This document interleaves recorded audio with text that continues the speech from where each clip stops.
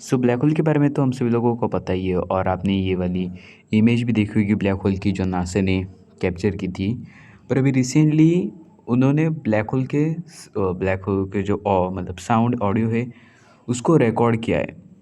तो आप वो पहले साउंड को सुनिए और फिर बाद में मैं बताऊंगा कि इसे रिकॉर्ड कैसे किया था।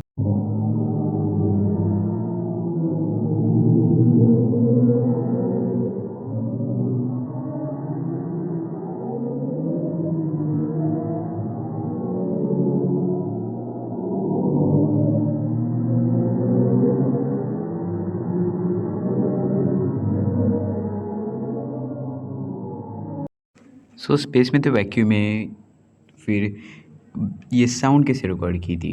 सो ब्लैक होल की तरफ से जो एक्यूस्टिक जो वेव्स आते हैं उनको नासा ने कैप्चर किया और उसको MP3 फॉर्मेट में कन्वर्ट किया।